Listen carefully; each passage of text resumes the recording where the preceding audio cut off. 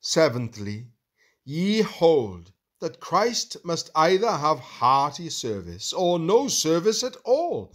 If ye mean that he will not have half a heart, or have feigned service, such as the hypocrites give him, I grant you that. Christ must have honesty or nothing. But if ye mean he will have no service at all, where the heart draweth back in any measure, I would not that were true for my part of heaven, and all that I am worth in the world. If ye mind to walk to heaven without a cramp or a crook, I fear that ye must go your lone. He knoweth our dross and defects, and our sweet Jesus pitieth us, when weakness and deadness in our obedience is our cross, and not our darling. Eighthly, the liar, John chapter 8, verse 44, as ye write, challengeth the work as formal.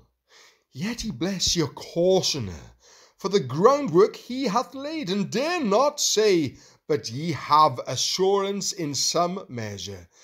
To this I say, number 1, it shall be no fault to save Satan's labor, and challenge it yourselves, or at least examine and censure. But beware of Satan's ends in challenging, for he mindeth to put Christ and you at odds. Secondly, welcome home faith in Jesus, who washeth still, when we have defiled our souls and made ourselves loathsome, and seek still the blood of atonement for faults little or mickle. Know the gate, the well, and lie about it. 3. Make meikle of assurance, for it keepeth your anchor fixed. Ninthly, outbreakings, ye say, discourage you, so that ye know not if ever ye shall win again to such overjoying consolations of the Spirit in this life, as formerly ye had. And therefore a question may be, if after assurance and mortification the children of God be ordinarily fed with sense and joy? I answer, I see no inconvenience to think it is enough in a race to see the goal at the starting place, howbeit the runners never get a view of it till they come to the rink's end, and that our wise Lord thinketh it fittest that we should not always be fingering and playing with Christ's apples. Our well-beloved, I know, will sport and play with his bride, as much as he thinketh will allure her to the rink's end. Yet I judge it not unlawful to seek renewed consolations, providing, number 1, the heart be submissive and content to leave the measure and timing of them to him. Number 2, providing they be sought to excite us to praise and strengthen our assurance and sharpen our desires after himself. Number 3, let them be sought not for our humours or swellings of nature, but as the earnest of heaven. And I think many do attain to greater consolations after mortification than ever they had formerly. But I know that our Lord walketh here still by a sovereign latitude, and keepeth not the same way as to one hair breadth without a miss toward all his children. As for the Lord's people with you, I am not the man fit to speak to them. I rejoice exceedingly that Christ is engaging souls among you, but I know that in conversion all the winning is in the first buying, as we used to say.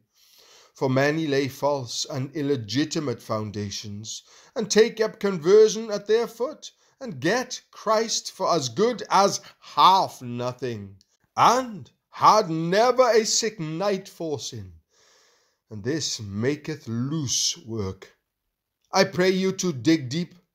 Christ's palace work and his new dwelling laid upon hell, felt and feared, is most firm, and heaven, grounded and laid upon such a hell, is surest work, and will not wash away with the winter storms.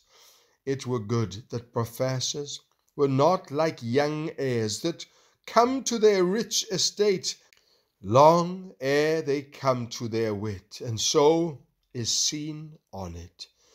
The tavern and the cards, and the harlots steal their riches from them, ere ever they be aware what they are doing.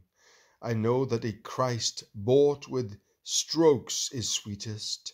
Number 4, I recommend to you conference and prayer at private meetings, for warrant whereof see Isaiah chapter 2 verse 3, Jeremiah chapter 50 verse 4 and 5, Hosea chapter 2 verse 1 and 2, Zechariah chapter 8 verse 20 to 23, Malachi chapter 3 verse 16, Luke chapter 24 verse 13 to 17, John chapter 20 verse 19, Acts chapter 12 verse 12, Colossians chapter 3 verse 16 and chapter 4 verse 6, Ephesians chapter 4 verse 29, 1 Peter chapter 4 verse 10, 1 Thessalonians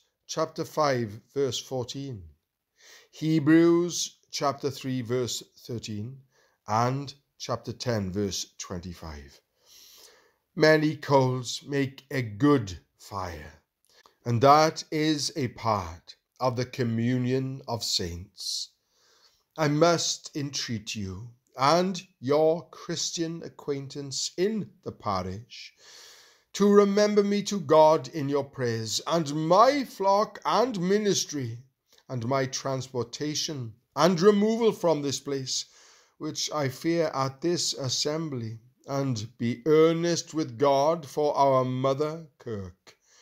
For want of time, I have put you all in one letter. The rich grace of our Lord Jesus Christ be with you all.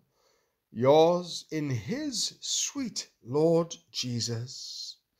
Samuel Rutherford, Anworth, August the 5th, 1639.